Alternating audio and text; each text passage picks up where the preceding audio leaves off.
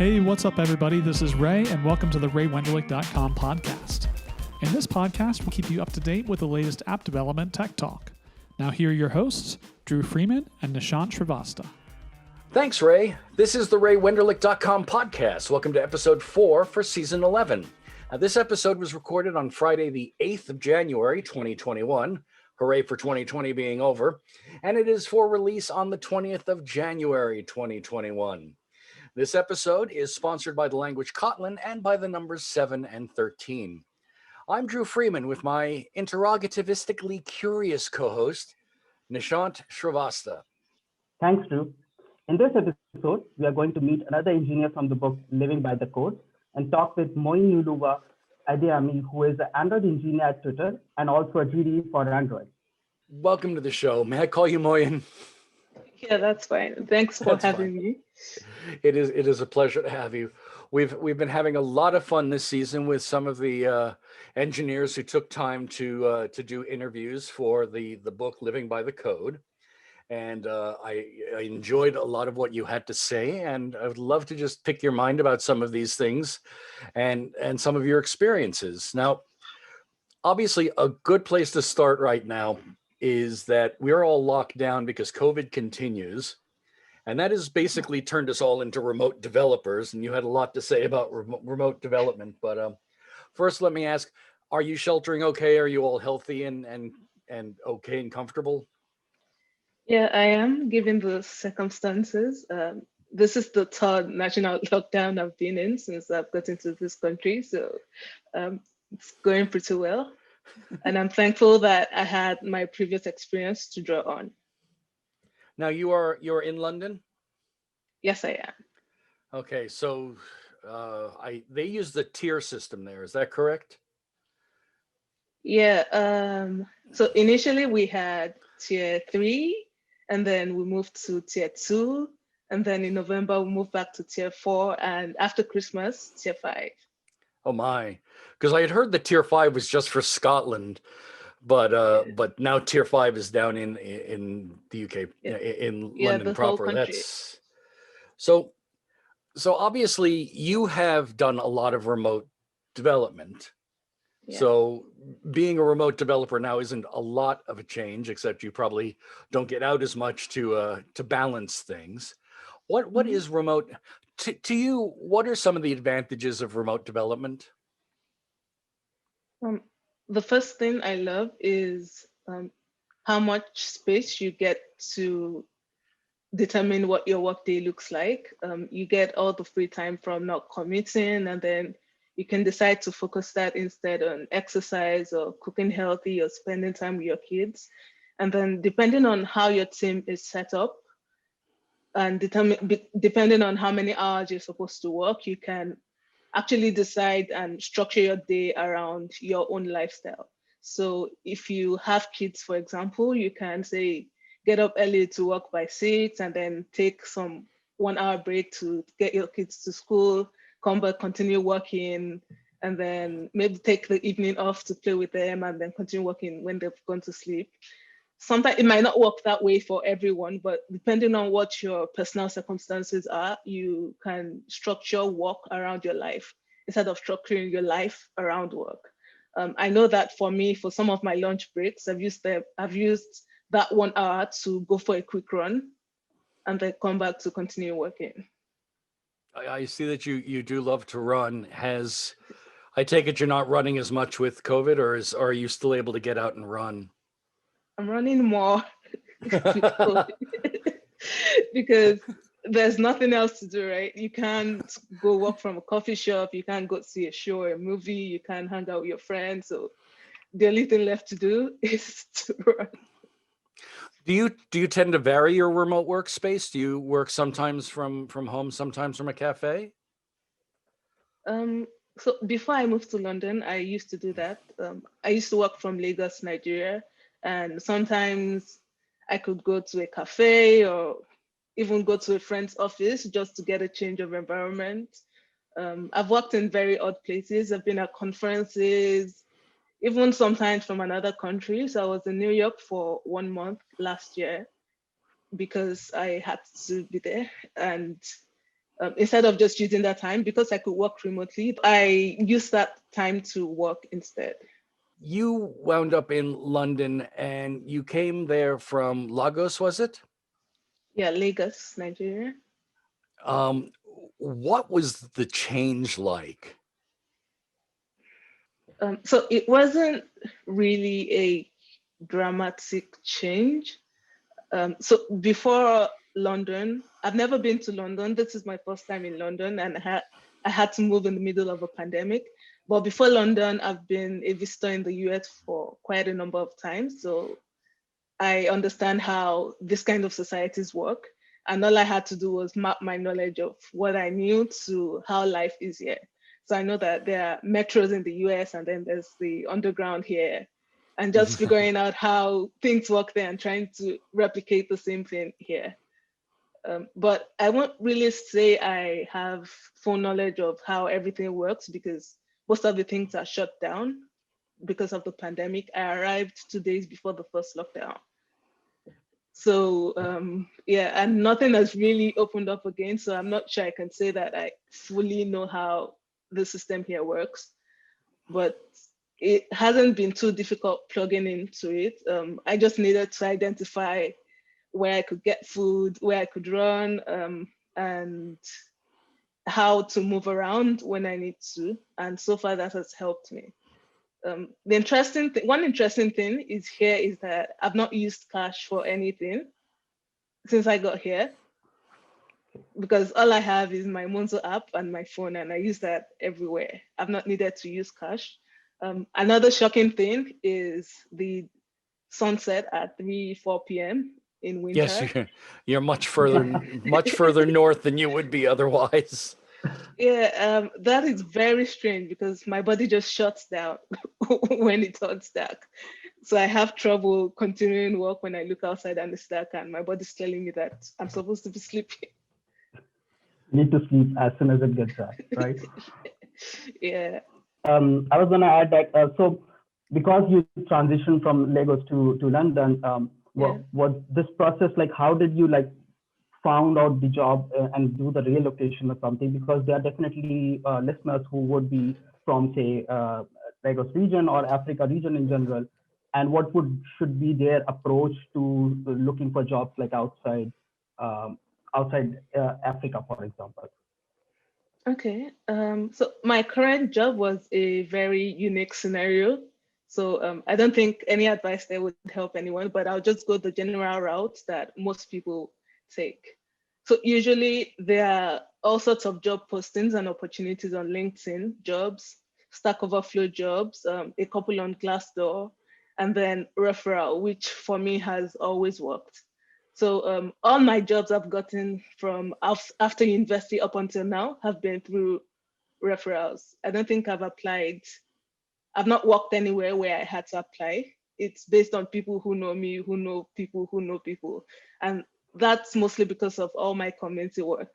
I attend a lot of conferences, I speak at a lot of events, meet people, network, organize. Before I left Nigeria, I used to organize the Google developer group there. So all of that helped me, even though I was doing everything for free, it helped me build such a great network of people that usually when I need to get jobs, I just need to know someone who knows someone who knows someone who knows someone where there's a vacancy. That's the best to have, like having community integration and like networking with these people.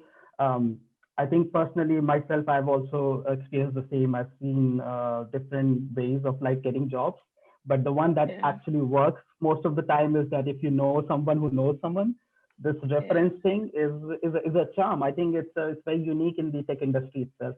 And hopefully I think other people, those who are trying to get into tech right now, they should also invest into that. Now, you've said you've done community work, you've done speaking. Have you done any open source as well? Not a lot, but yes. I remember contributing to Mozilla's Android app 2 years ago or last year. Time is a blur. But Not a lot. I only carry that over from our last episode with Martin, who was talking about the different ways that he built up his community and background, predominantly through open source. But some of the work you've done, I'd love to hear some more about the community work that you've done that helped grow this network. Okay, I think I'll start at the beginning. So I studied computer science at a university in Nigeria. And there we had a really active student body. And we had a Google developer group there in my uni, which was run by students. And we were all young and hungry and eager to learn and jump on all the new technology. So I became the co-organizer for the Google developer group there. And I founded the first women tech makers group in Nigeria in my university. That was in 2013. And it was pro bono, but I just loved learning about stuff. At the time, I wasn't sure what area of tech I wanted to focus on, but I was just intrigued by all the possibilities that was available through mobile and the web, and I just stuck at it. And after about 2 years, I decided to focus solely on Android. And then after school, I moved to Lagos because university was not in Lagos. I moved to Lagos and then joined the Google developer group in Lagos as a co-organizer and did that for another 4-ish years. So I've been managing communities for about 7 years. And in that time, I started from not knowing a lot to knowing enough to give talks, both locally and internationally. I've spoken at DroidCon New York. My first DroidCon New York conference, I gave 2 talks, which was a lot. And then I spoke at DroidCon Boston last year. I've also spoken at a number of DroidCons in Kenya, and I spoke at DroidCon South Africa last year, in October last year. So I've been doing a lot of speaking. So instead of making open source contributions, I went the path of speaking and organizing, and that's how I've been able to build my community background.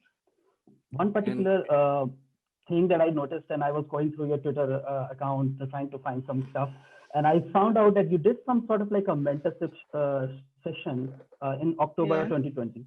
How was that? Like, can you give us like a rundown around what you did and exactly how it was? Yeah, so actually that started as a result of the NSAS protest in Nigeria. I'm not sure if any of you know about that. So I was away from home here in London, feeling like I wanted to contribute, but I couldn't be physically in Nigeria. So I just thought about how else I could contribute back without still being on ground. And I went on Twitter one day and saw that someone else was offering mentorship sessions for people who are UX designers. And I just thought, there's no one doing this for Android. Why not pick it up? So I spoke with 4 of my friends from other companies, and they also thought it was a good idea. So we put out a form just to see if, sometimes you have an idea that you think is good, and then you throw it out and it turns out that it doesn't hold water. So we put out a form and I was like, okay, let's even see if we have people who would be interested in this thing. And we got 91 people who signed up within 24 hours. I had to close the form because I didn't want to overcommit. I was scared of how many more people would sign up if I left it open. So we had the first session on a Sunday. We spoke with 2 people. And then I thought it would be good to round up the whole thing within last year. I didn't want to carry it over this year. So I went back on Twitter after about 3 weekends to ask for help and just put a tweet out that if any senior developer from around the world is interested in mentoring Nigerian developers, then they should reach out to me. A couple of people were scared because they were not sure that they will have content relevant to Nigerians. But I just made them know that, once you're a senior, you've gotten a job, you've gone through an interview process, you're in a team, you're working with people, you're collaborating, then your advice will be invaluable. So we had people from all over the world, Sweden, Jamaica, South Africa, UK, even people from work who volunteered to, join the process. And it's interesting that at the same time, the iOS version of this was also going on. And this was based on people who saw my tweet and decided to start the iOS version. Nice. And we successfully spoke with 91 people, concluded in the third week of December last year. So I have to ask, you talked about interviews, and I know that when it comes to interviews, you are one of the people who feels strongly about whiteboard coding, strongly as in not exactly thrilled with it. Let's start with why because I'm not a fan of them either. What is your reasoning for not liking whiteboard coding interviews? So this is a completely personal reason. That's fine. We're allowed. I usually find that I freeze up during the sessions. I have no idea why. My first couple of experiences were not too good, so I think there's just that dread that follows me about whenever I need to do whiteboard coding. But it's a personal reason. Some people love it. No, I fully agree, because it's to me, it's not realistic. It's not the way that coding works. You're not suddenly in a room with 5 people waiting for you to write code, and it's a very high pressure situation. You're under enough pressure for the interview itself, and now they're asking you to basically stand up and dance, and it's a very difficult thing. But the industry is actually moving. The industry is finally getting an idea that whiteboard coding isn't necessarily the best thing. Do you think that the industry is moving in the right direction for better interviews? So this is a tricky one, because one size does not fit all. I've heard That's arguments. Good. That's fair. I've heard arguments for whiteboard interviews and against whiteboard interviews. One of my friends mentioned that, say for the Android process, an alternative would be take-home assignments. And he's a dad, he's busy, he has to go to work and then come back and play with his family. And he doesn't have time to, say, work on 5 different companies' projects if he's interviewing with 5 different companies. And he would rather just hop on a 1-hour call and know that once he's done with that, that's the end. So that makes sense. There's a point, yeah. So there's a point there, but I think it depends on the individual. It might be good to have options and be able to offer people like to choose if they want to. That might be a good one.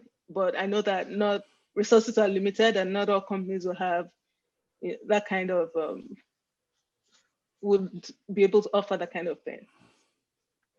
You bring up a very good point, because I think I've heard this point from someone else also, and also there are people who are also in favor of whiteboard coding challenge itself.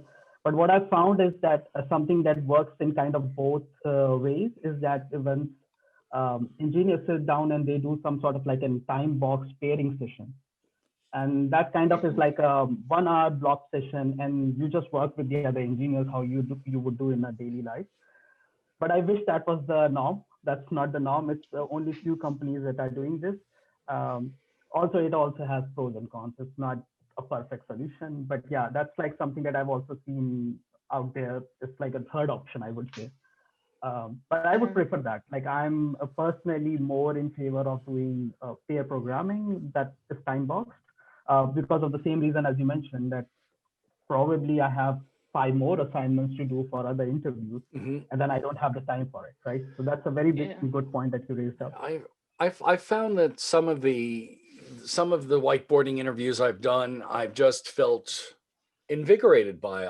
I felt great by the experience, and I've had other ones where I wish I never had walked in the room. So and that's I have my general feeling against it, but it's there, and I've written both sides of that. Yeah. So actually, at my last company, I've done pair programming where I opened the source code, and then we had a new feature that we wanted to add, a very small feature, and I just talked through the code and walked the participant through, and just try to get their suggestions on how to do things and just ask questions. And it was a very enlightening session. So now you have your degree in computer science. Yes. And in the interview, you talk about having taken computer architecture, human computer interaction, which I actually find very fascinating. Can you briefly talk about what human computer interaction covered? Or what if that's too way back when, then we can skip that one entirely. I can't remember anything. But one of the things that I'm leading up to is that you really talk about not so much the studying for the degree or the burrowing into Android, but the process of learning how to learn. Yeah, so for me, school was, I mean, all that information was useful than just to have a general idea of how things work. But school for me was learning how to learn, learning how to balance things, because I did a lot of extracurricular activities. And for some strange reason, I found that people who juggled many things were the people who were usually successful in class, which is strange, but actually makes sense when you think about your needing to prioritize work and taking advantage of every little time that you have. It also helped me with exposure because in school doing all the organizing work, I was already collaborating with people outside of school with um, asking for funds, getting speakers, writing emails, reaching out to people to come travel from Lagos to come speak, even just interacting with my colleagues and getting them to attend programs. So all of those skills I wouldn't have learned if I had just focused on my regular academic work. But considering the current landscape, like we also have all these different courses, online courses, like considering we are also in the pandemic, this is a normal thing Yeah. now. We have these online courses and you have like also certifications that are also available.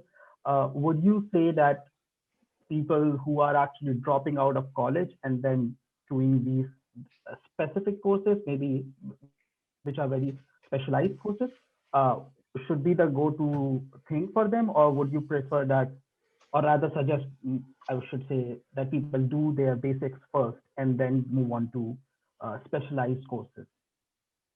Um, so it also depends. There's not one answer to this.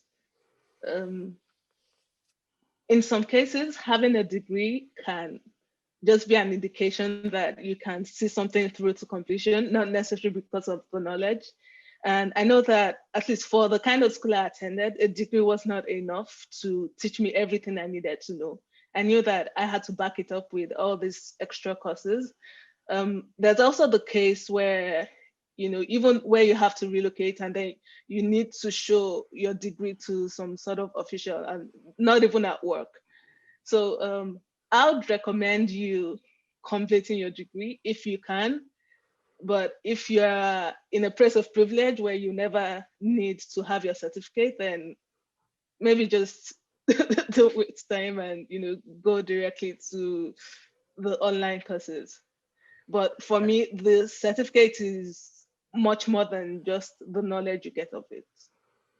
I always hang my head there because I left without a degree 30 some odd years ago and have I went through the period of time where interviews asked me, well, what about your degree? And I had to basically say I didn't have one, but continued to build on a resume of past experiences to the point where it's become less of a question now. But I always look back and go, am I too late to continue it now? It's been so long. Well, I'm talking from the perspective of an African who leaves the continent and moves. For some of this thing, for migration or even settlement and stuff, the government actually wants to see your certificate. So you need to have something. And then it's even tricky because sometimes if you have a degree and then you're working in a different section, you need to go get a master's. So for people like that, it's kind of tricky and you actually need a certificate. But in terms of the knowledge, at my last place, I don't remember asking to see anybody's certificate. All I wanted to see was what they knew. And in those cases, then the online courses will come in very handy.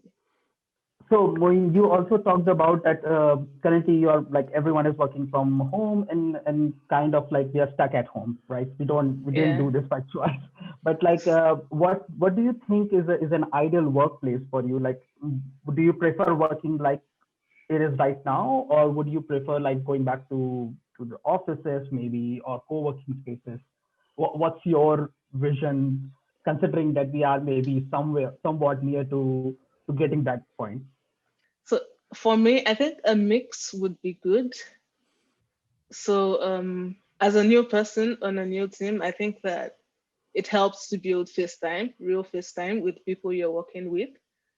And so maybe even if you're working remotely, then there should be some opportunity, maybe once in 2 months for everyone to meet physically. I know that a lot of teams used to have remote offsites, maybe once a year during when the world was still normal, but even that cannot happen now. And then this period is really tricky because you're living at work. You're not working from home. It's tricky because you're living at work. And for me now, in Lagos, I used to have a separate room, but right now my desk is just beside the fridge, and we all know how that ends. I think it's a very good spot. I think it's a very good spot. I would prefer that. No, I'm a floor away, and the fridge is nowhere near me. I have to go walk for it. It's safer that way. I'm too slothful as it is. I want my snacks next to me. It's like always eating. It's like on calls also. Well, you said you're also a runner, so obviously you've got a healthier look on things like that. And the running you tied into your views of imposter syndrome, and I'm curious a little more on how you use running to help you through the concepts of imposter syndrome. So there are different kind of runners. We have the Eliud Kipchoge category who run a marathon in 2 hours. And they have the Moyinoluwa Adeyemi category who runs the marathon in 5 hours, 30 minutes. So depending on what end of the spectrum you are, if you're a slow runner, you can get intimidated by other people and just think, since I'm not fast, then this is not for me. But it doesn't work like that. For me, so far you lace up your shoes and go out and put one step in front of the other. You're a runner, it doesn't matter what your time is. But initially, I didn't used to think like that because I saw a lot of people who were running fast, and I was just wondering why I wasn't like them. And then it just hit me that I must have been applying the same thing to work. So I do this weird thing where if I do something, no matter how difficult it is, I just assume that it's easy for everyone. And I had to take a step back and allow myself understand that I'm good enough whatever category I'm doing, whether it's tech and whether it's running, and just come to terms with that has worked for me. Nice. And because we're also talking about imposter syndrome, I was looking at through your blog, and I see that you have written, I think, a 2-part series on leveling up as an Android dev, as well as given multiple talks on this. Did this flow into this because of the initial imposter syndrome, and then you found yourself like, okay, I'm gonna do running, and then you kind of like got the hang of things, and then you started leveling up as an Android dev, and then later on, I think you just like basically started going to these conferences and everything. Like, how did that kind of go through? So I started trying to level up and started running at the same time. They're not quite related, but maybe now that you mention it, they are. So after school in 2015, I got my first job. And at the time, I didn't have a strong Twitter presence, no one knew me outside of the Nigerian community or even outside my school community. I just moved to Lagos. No one even knew me in Lagos. And I just thought, okay, so the Udacity course I took exposed me to all of these new things. So I just thought, how can I build on that? And where do we go from here? How do I continue to learn about the updated things in Android? So after I attended Google I/O in 2015, I met a couple of developers. I met Tricky, I met, can't remember their name. So I met a number of people and then I kept in touch online. So some of them mentioned that from what I saw online, that the best way to learn something is to share it. And because I was very eager to learn at the time, during the Udacity course, I learned how to build apps for Android Wear. So I wrote about that, shared it on Twitter. It turns out that a number of people were interested in that. And then that was how I got introduced into writing articles. My first set of articles on Medium actually were on watch faces. I shared that. And then it turns out people started associating me with watch faces, which was strange. So I did that, and then I moved on from that into other parts of Android and just kept doing that, writing, sharing, and that's how I've been able to build a community around me and to get known outside of the Lagos ecosystem. Wonderful. And you leveled up as an Android developer. Still leveling up. Can you still leveling up? Can anyone ever get there? More levels, lots of levels. Yeah. So one of the quotes that is in the book that you said, and I love this, is that programming is just one skill that makes one a well-rounded developer. The so-called soft skills are actually very important when you have to work in a team because development isn't done in a silo. And I think that that's very valuable. Which soft skills do you feel that beginning developers really don't pay attention to and should really let themselves be more open to? The first one has to be collaboration and communication. So at my second job at Zola Electric, that was my remote job in Lagos. When I got into the company, all I wanted to do was get assigned tasks and code. That was what I thought work was going to be like. Just somebody hand me tasks and me doing them and pushing back. But I was wrong because there was so much more involved. I had to get involved with the process before actually writing code, talking to everybody. And then, you get involved with code reviews. Even if you don't know enough to contribute, just looking through and, leaving comments, asking questions. And then, when you get good enough to leave feedback, structuring it in such a way where it doesn't seem like you're attacking the person and, leaving the eyes and the use out of it and just focusing on the problem or the issue with the code, or even, leaving a comment like, hey, this looks great. I didn't know you could do something like this. So those kind of things involve a lot of communication and collaboration, which I initially wasn't paying attention to. And now that I'm sorry, go ahead. Yeah, now that we are all remote, I think it's actually much more important now to build those kind of skills. I was just going to say, I think a lot of people forget that in the world of code reviews, you can leave compliments. You're so used to saying, I don't understand what this does, or why did you do that? And not enough people say, that's clever. Thank you. Because, I mean, the code review is how people grow from looking at what they've developed. And that's very valuable. I think that's an excellent thing. My addition to this is that leave gift comments if you can. It brings a smile on people who are reviewing it after you, as well as the developer himself. And you're like, you do it's like a seal of approval with a seal doing like thumbs up or something like that. And it's usually really good. It brings joy to code reviewing. So one other thing that was actually, I was trying to figure it out, that I personally am also trying to understand, considering the current time, is that how do you personally try to become productive in the current times? Like, what are the different approaches that you are taking to be productive and like try to do things?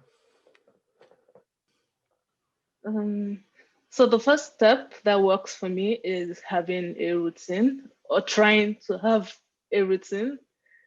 Um, so I have days, I usually start my day around 10:30, and depending on the day, sometimes I have a run before that.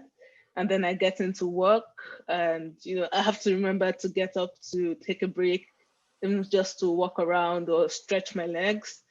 And then at the end of the day, depending on what kind of day it is, I try to like stay in touch with people that's outside of work, because usually you get to see people outside work, but because everyone is in the same place and then there is a lockdown, if you're not careful, you find out that you've been on the same spot throughout the week without interacting with any person. This is a true life story.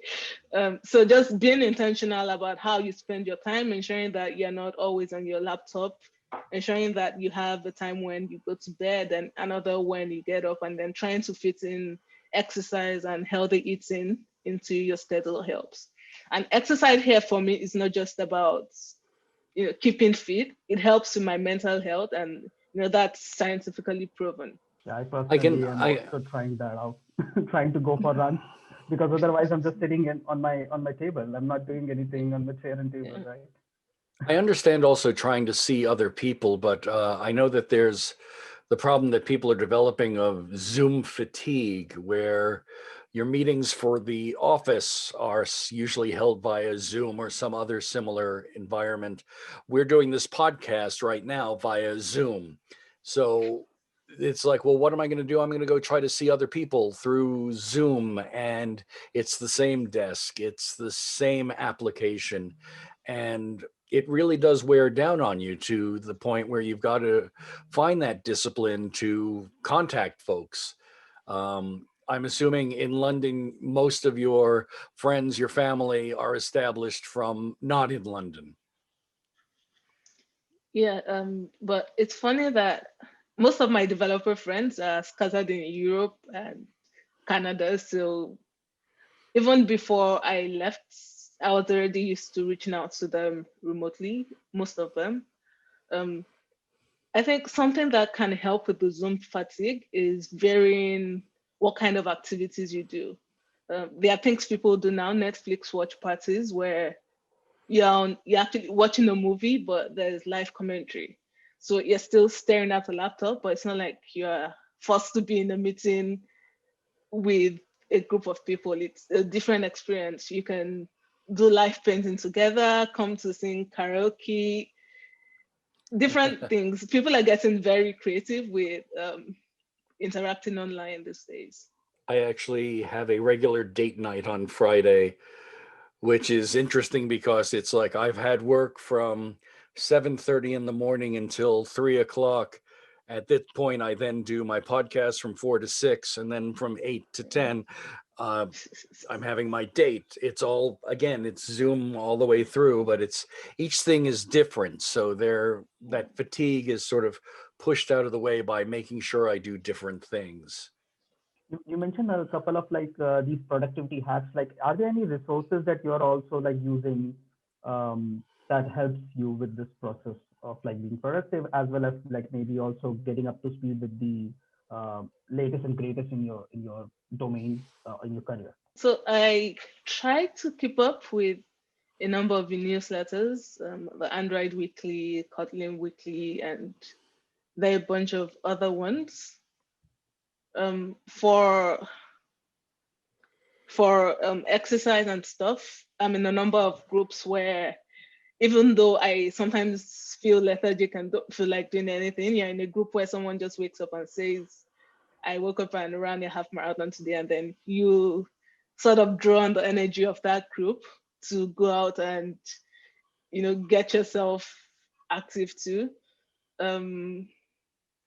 I also try to read. I have a Kindle and I set all those weekly goals, very tiny goals. I don't set goals that are too much that I can't meet up with. If I say I'm going to read 12 books a year, which is one book a month, which can also be broken down into one chapter in 2 days. So I set goals that are very easy to achieve. I also try to learn something new that stimulates a different part of my brain. So I learned German on Duolingo, and I just do that for 5 minutes every day. I've been doing that for the past 3 years. I have a 1,200 day streak. Oh my God. And how is your German now? Es ist gut. It is good. Nice. Are there any books that would you recommend that people should read or just have a look at? Considering that we are all starting this year now, right? This is the first podcast. So, any books that you would recommend? So for productivity, I like deep work, although it's more difficult to do deep work nowadays. And then in the book I wrote, it doesn't have to be crazy at work.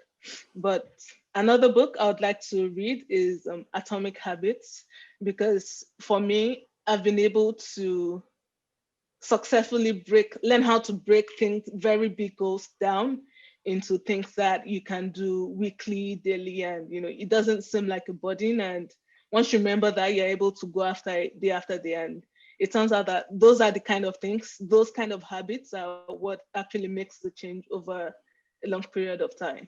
So learning how to apply that to other areas of my life would be good. That's one I want to read. Are we also allowed to talk about non-work books? Yeah. Yeah, Oh, so please. I want to read A Promised Land by Barack Obama. Oh, yes. I've heard good reviews about that one. I'm sure all the listeners would also jump in on this one. It's a good book. Any other books on your bookshelf that you want to read? Yeah, just a lot of fiction. Fiction helps me escape. When I was younger, do you have a specific genre of fiction that you like? No, just anything that makes you feel things and escape. So I recently read what's the name of The Kite Runner by Khaled Hosseini, and it was about the war in Afghanistan. And these things just kind of open your eyes to the things media doesn't show you. If you see it on TV, you just think Afghanistan is some faraway place that you don't care about. But if you read those kind of books, it just brings it home and makes it come alive to you. It turns out that, they were mentioning a number of food items in the book, like the naan and the pakori, is it? And then I just opened my Uber Eats app to look for restaurants that have these things to see, to bring the story to life to me. And I like that fiction can do those kind of things to you, and even reading generally, but mostly fiction. Are you doing most things online now? Is it Uber Eats and Amazon and things like that? Is everything coming online, or are you still able to run one or two errands throughout the day? I try to do grocery shopping manually, like in person, because at least I get to talk to the cashier. We all need human interaction. That might be the only person I talk to in, say, 1 month physically in person. That's not on Zoom. So Good approach. You can always talk to the cashier. I'm sure also they are willing to do this now. I wanna come back to the topic that we were discussing about you going to these different conferences. There's one thing that has actually changed in the landscape now, and that is that most of these conferences are going online. So a couple of conferences that have actually sprung up, something that's called Android Worldwide is also happening, and then you have Droid Concept are completely online this last year, 2020. What do you think? Is this an approach that should continue forward, or should this go back to being in-person conferences? Like, what is your preference? In person, please. In person all the time. So for me, conferences have never really been about the talk. I hope people don't get disappointed when they hear this, but it's usually more about the people because communities have played a very strong influence in my career life from beginning up until date. And most of these things happened because I was able to meet people that I would otherwise not have access to, and build connections and to start first interaction, even though the rest of it was done online, but at least we were able to meet in person the first time. And I feel like that's a very big aspect that's missing from online conferences these days. The last time I gave a talk at Deaf Fest South Africa, so there was first the time zone issue where I almost missed my talk because I didn't confirm what time zone my session was listed in. And then, I ended up joining the talk and it felt like I was just talking to my laptop. And I was just hoping that people could hear and understand.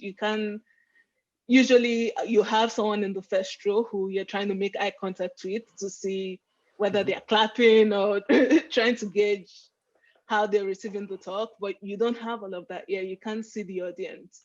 You can't interact after the sessions. You can't take questions live. You can't go for the after parties, the conference after parties. I've been contemplating because the Apple conference last year was completely virtual, and I've been to the Apple conference 15, 16 times where I go to the big headlining talks, and then by the second day, I'm mentally full and I'm more trying to meet people and network and waiting for the beer parties and things like that. But I didn't think about the concept of the virtual conference from the speaker's point of view, because having spoken at conferences as well, there is that concept of the connection between you and the audience. And they are actually, you can get a feel for what you're speaking about by having them there. You can tone how you turn your talk. So I hadn't thought about that, and I'm really glad that you brought that up. There is one particular aspect that I've actually heard from other people also, is that because these conferences have gone virtual, many of the developers who are not able to access these conferences in person now have access to that. So I think that's something that's on the positive side. I think because the pandemic is here for a longer time right now, so these virtual conferences might also evolve. Like as you mentioned, I think Netflix watch party or something like that, right? Like you have something like that comes up and more advancements happen. So that would be nice to have, I believe. But having in-person conference is something I'm also in for. Yeah, an interesting thing about that is that at least for the past 2 years, conference organizers upload the talks to YouTube after the conference. So even if you don't attend in person, you're not really missing out on anything.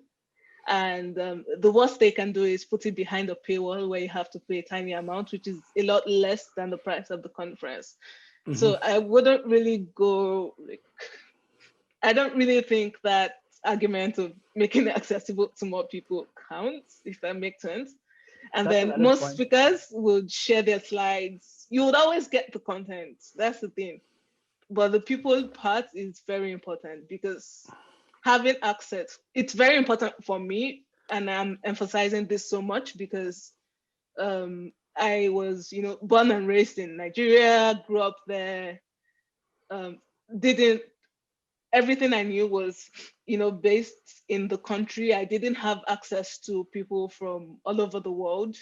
So having to come to a conference where people from Google and, all the other different companies, not even the big ones, everyone was together in the same space. And just being able to have conversations with them that you can follow up after the conference online is very important because that's how I've been able to build most of the connections that I have till this day. Valid point. My first job was offered to me at Google IA in 2015 by the founder of the company. So you can never get that in an online conference. That's a This is strong very point. I true. think that's why conferences should happen in person. So much job opportunities out there, and obviously there's so much else to do when you network with people. That's great. And it's also it's a community builder. If it's an Android conference, it's a chance to be around other Android developers who specifically. I often talk about the fact that as an Apple developer, I talk about Apple and I will defend the platform for what I do and the like. But when I'm around other Apple platform engineers, I can sit there and make fun of the platform because I'm around like-minded people. It's at that point where it's safe to go, well, here's what sucks about Kotlin, when you're at an Android conference, because you're around other people who are part of that community and they know that minutia to the point where you can share that with them. Yeah, but Kotlin doesn't suck though. So. Well, only if an Android developer says it to another Android developer, they're talking about what they don't like rather than the whole thing. I'm trying here. and Android community bonds on these topics a lot. You can see that. Very much so. We enjoy these topics. We are best. So are there any specific technologies that you wish you had time to explore or look into in the Android world? Yeah. So as of today, I've not done a lot with Compose, and by not doing a lot, I'm just getting around to reading the documentation on the first page. And it looks like everyone in the community, at least from Twitter, has done all sorts with it. You come online every day and you see someone doing some really nice animation and doing all sorts with it, and you just get scared that you're going to be left behind.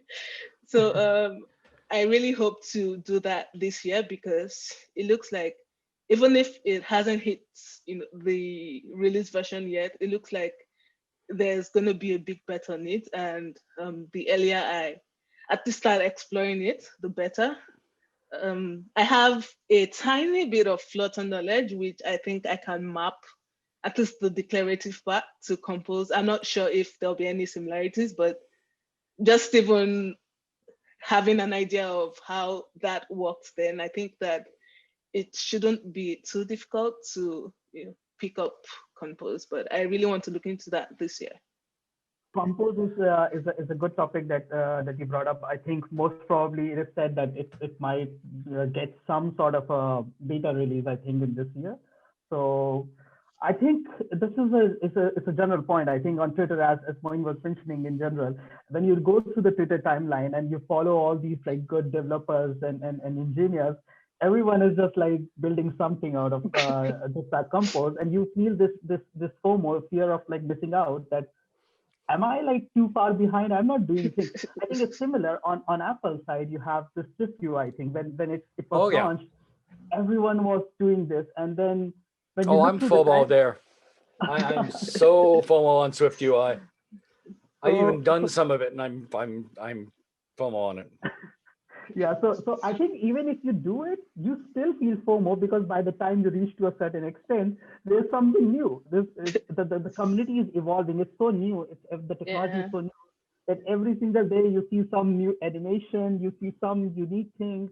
Plus, the company behind it is also kind of moving super fast. Google is pushing for it. So hopefully, that's a good point. I think I am also on the same boat. I'm also having FOMO about this. Hopefully, I will touch upon Jetpack Compose. I could do that. I don't know about you if you will touch upon Jetpack Compose. It will work for Mac OS platform, by the way. Just to be like, maybe you should run it on the iOS side. Well, the way I look at it is like, this update will ensure that we always have a job, right? Because someone has to update. Someone has to update this linear layout to Compose layout. So we'll always have a job and have something. There will always be jobs. There's always job security. Yeah, and by the time you finish migration, you already learned everything. So and then something new would have come out by then. So you need to migrate again. Valid points. So, Moin, I understand that you moved from Lagos to London. You actually had to do this like onboarding probably online. How was that experience? And what would you actually give pointers to people who are in the same situation? Okay. Even my previous job my onboarding had to be done remotely, so I have a bit of experience with it. And the first and maybe only point is building trust with your team.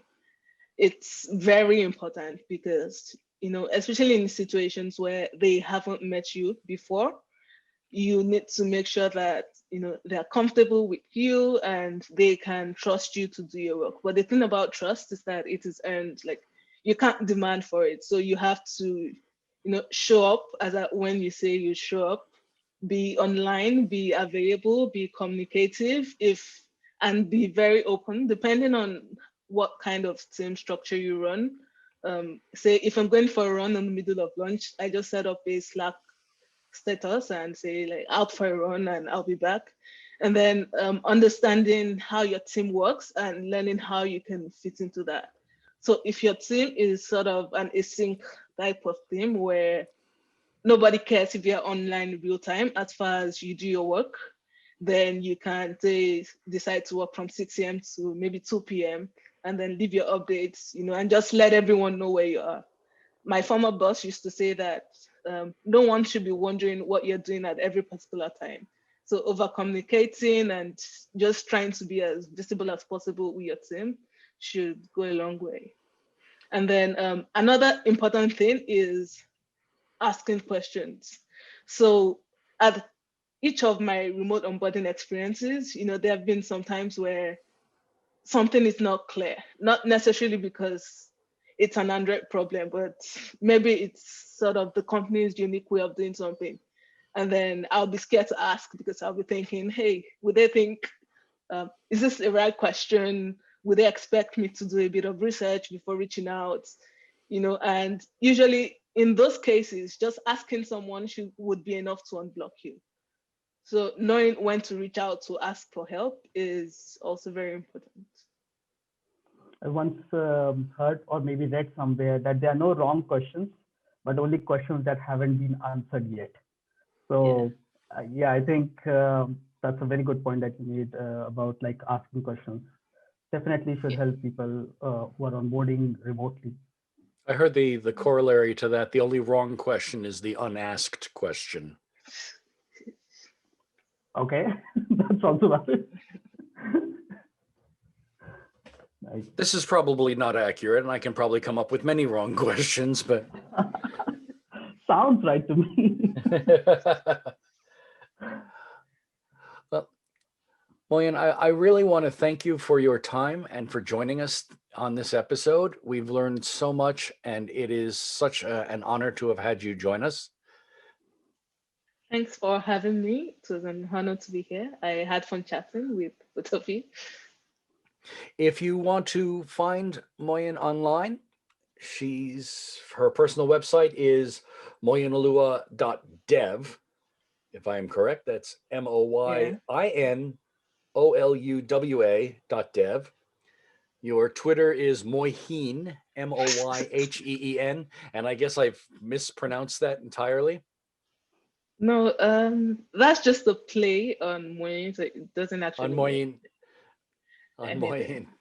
As at the time when I was joining social media, Moyin was taken, and like, okay, let me try this, and it was available, so I just used it everywhere. So it's Moyin. Nishant can be found on Twitter at Nisrulz, NISRULZ. I am Podcast Dru. On our next episode, we have Joe Birch from the book Living by the Code. And after that, 2 weeks later, we have Ty Smith coming on the show. If you have any questions for Ty, because we'll have recorded Joe Birch's episode by the time you hear this episode, please write us at podcast@raywenderlich.com. Again, I want to thank Nishant and Moyin for being on the show this episode, and we will see you again in 2 weeks. Until then, we go back to the Emerald Castle. Ray, back to you. And that's a wrap. Thanks again, everybody, for listening to the RayWenderlich.com podcast. We hope you enjoyed it, and don't forget to leave a rating on iTunes. See you next time.